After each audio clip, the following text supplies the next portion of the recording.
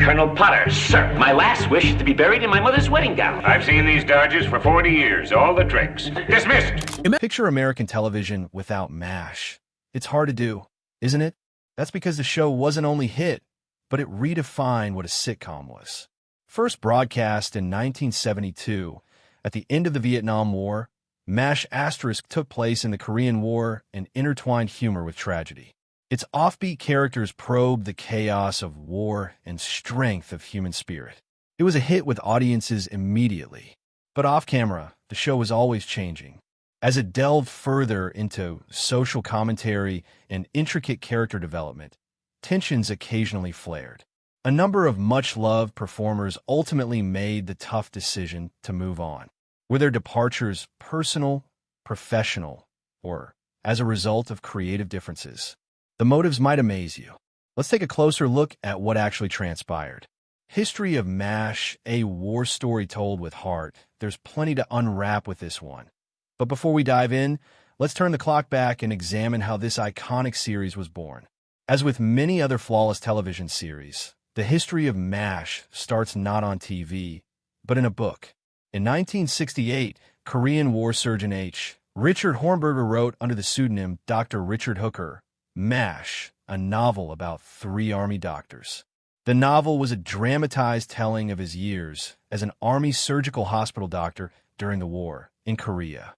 And thanks to its blend of gallows humor with touches of human kindness and bitter truth, the book quickly became a bestseller, attracting the attention of Hollywood in the process.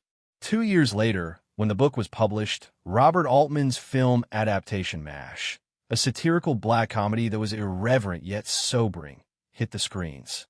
The movie featured Donald Sutherland as Hawkeye Pierce and Elliot Gould as Trapper John, and it resonated with the public, particularly since the Vietnam War was looming large over American minds. The movie went on to become a critical and box office hit, winning the Palme d'Or at Cannes and an Academy Award for Best Screenplay. But the true cultural explosion occurred 2 years later when CBS developed the idea into a weekly television series. Created by Gene Reynolds and Larry Gelbart, the television series MASH premiered on September 17, 1972. It retained the war setting and the quirky humor, but added more of a serialized, character-based approach that enabled more introspective emotional storytelling. Alan Alda entered as Hawkeye Pierce and soon took center stage in the series. The first season, which suffered from ratings so low it was almost canceled, caught a break from CBS when they relocated it to Saturday nights. Ratings skyrocketed. So did the cultural influence of the show. To some, the show also broke rules. It was Hollywood's first of its sort, trying new format, incorporating genuine war footage, and even was one of the first American comedies to have helicopter sound as a regular occurrence rather than a laugh track. Alan Alda, who acted in the role of Hawkeye, went on to become a director, writer, and creative force behind the series, asking for greater realism and emotional depth. But as MASH grew up, so did its characters. And let's just say not everyone on the cast agreed with the new direction. Some felt their parts were diminishing or that they were being turned into caricatures. Others grappled with personal demons or felt the need to try other creative avenues.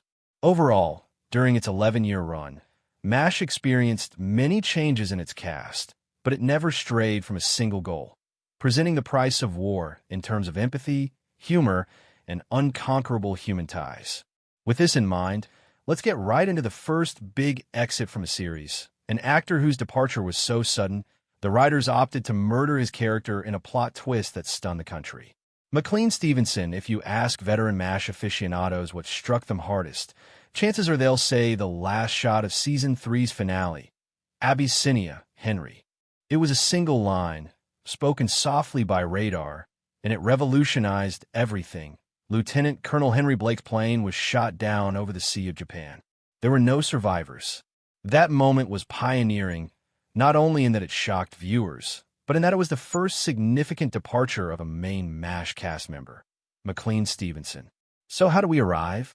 McLean had been an integral part of MASH since the very start. As the friendly, frequently bewildered commanding officer of the 4077th, his persona, Colonel Henry Blake, was the ideal counterpoint to war's madness. Where Hawkeye and Trapper introduced rebellion and humor, Henry Blake introduced humanity, sometimes frazzled, sometimes bewildered, but always good-natured.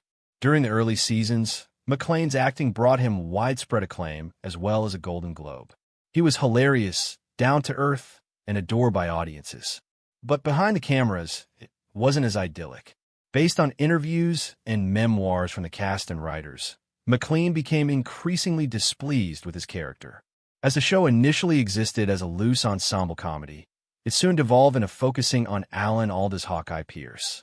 And the more Alda was involved in the writing and directing of the show, the more his character came to carry emotional and narrative freight. McClane, on the other hand, grew frustrated. Frustrated enough that he actually once told People magazine back in 1975, "I want to be number one. I want to be the guy carrying the show." But as arrogant as this no doubt sounds, it wasn't really about McClane's ego. You see, McClane had these grand ambitions of being a star. He had enormous ambitions. But if there's something you should learn about Hollywood, it's that it's generally very simple for an actor to fall into a stereotypical part. And for McClane, he was tumbling into this hole that he had no desire to be in.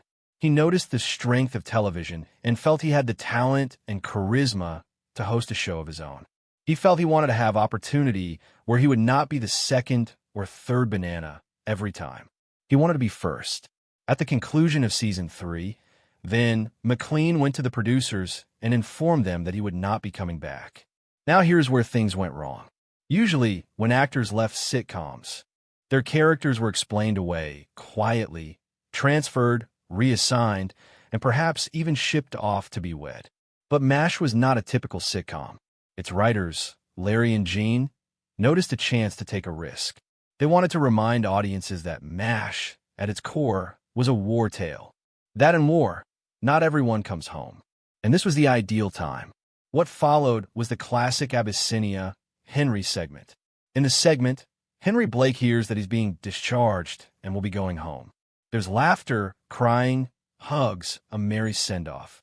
For 25 minutes, it's a feeling of a happy ending. Then comes the last scene like a storm.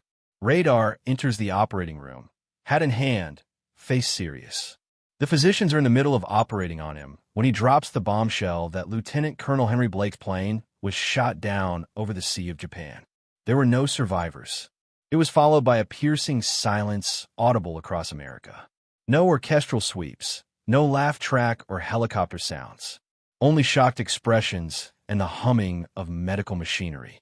That one scene redefined television history. It was among the first of its kind where a popular sitcom character was killed off, officially and without notice. The raw emotions from the cast were partially genuine because only a handful had seen the finale in advance. Alda has since said that Gary Berghoff, the actor who plays Radar, was the sole actor informed ahead of time so he could prepare himself. The rest of the cast was acting genuinely during that final take. The moment it was on, the episode evoked an instantaneous and intense reaction. Thousands of letters flooded in to CBS, many of them praising the show's integrity, others outraged that such a popular character was removed so abruptly. Some went as far as to accuse the producers of overstepping their bounds. But Larry rationalized the choice, stating, "We wanted to say that not everybody gets to go home," and that they did. But what became of McClane after he left? Let's just say everything wasn't as sunny as he doubtless thought. Sure, things were fairly wonderful to begin with. He got a big contract with NBC, ready to set out on his own. He went on to star in the McLean-Stevenson Show, a family comedy based on his friendly persona. He seemed to be writing his own script and carving out a name for himself in the business, but it was not meant to last. His television show was dropped after one season and an attempt at a second season.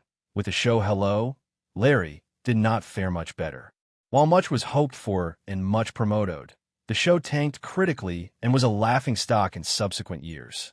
In hindsight, McClane would wish that he stayed at MASH. In a 1983 interview with the Los Angeles Times, he acknowledged, "I took myself out of the game." It wasn't that his new programs failed so much, it was more so recognizing that MASH was a once-in-a-lifetime opportunity. The cast, the writing, the effect, It was lightning in a bottle. Some of his co-stars, such as Alda and Loretta Swit, were sorry to lose him, but they also respected his need to do something else. Other actors wondered in private if he had jumped too fast out of something good. In spite of the regrets, McLean kept working in television and made the occasional guest star appearance on other programs, but never quite achieved the same kind of success or emotional resonance with the public playing Henry Blake. When he died in '96 at the age of 68, there were tributes flooding in from fellow actors and fans, with Alda describing him as a wonderful actor and a good man, and Gary describing him as a light-hearted spirit who brought happiness to all around him. Say what you want about McLean, but in a way, his passing provided the show with its heart. And that's the irony. While he might have quit to pursue his break, the part he quit turned out to be the most lasting of his career. But if you think that McLean's exit was nerve-wracking, then Wayne Rogers' exit from MASH was something else. Quiet, complex, and full of drama off-screen. Wayne Rogers, while McLean received a farewell episode, an emotional goodbye, and a moment that's in TV history, Wayne Rogers just vanished. We saw him in one show, and the next, poof, he was gone. No goodbye, no explanation, and absolutely no closure. Why, you may ask? Let's just say things aren't always as good on set as they appear to be on television. To determine what occurred, one has to go back to the start. Trapper John McIntyre was played by Wayne Rogers, half of the original comedic team that set the tone for MASH's early years. He and Alda's Hawkeye peers were the spark plug of the 4077th. The chemistry between the pair was like a magnet, and the public adored it, particularly when they chose to add in their quick-witted repartee, mayhem, and their unbending friendship. Watching a wartime version of The Odd Couple, minus the mirthful jokes, but with scalpel humor instead. Yet behind the jokes, tension was being secretly smoldered. It turns out that Wayne had signed up for MASH, believing the show was going to be an actual ensemble show, with everyone having equal screen time on the main cast. But as the series developed, a great deal of the focus began to fall on Alda's character. It quickly became apparent that Hawkeye was more than a co-lead. He was now the moral compass of the series, the emotional grounding.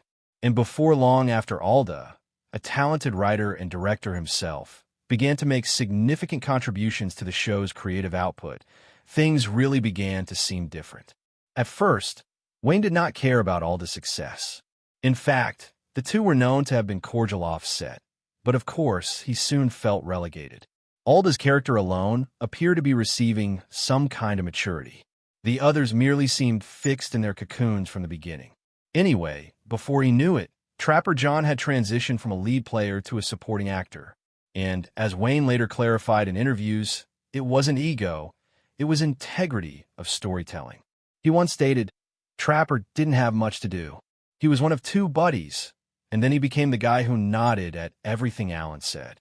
But unlike McLean, who exited in a public fashion and was bid farewell, Wayne did it differently. Tactfully, and without complaint, he chose not to renew his contract after Season 3. Producers weren't even aware that he was officially departed until just before production resumed for Season 4. And here is where things become even more strange. Wayne's contract with the show was never actually signed. That means all along, he'd been working on a handshake. This was that when the producers threatened to sue him for contract breach, they had no grounds since he hadn't done anything. He had merely left a show he didn't think was providing space for his character to develop. His exit was sudden and it caught the writers off guard. Consequently, they were forced to reshoot the beginning of Season 4. In the premiere episode, they explained that Trapper John had been honorably discharged during Hawkeye's leave.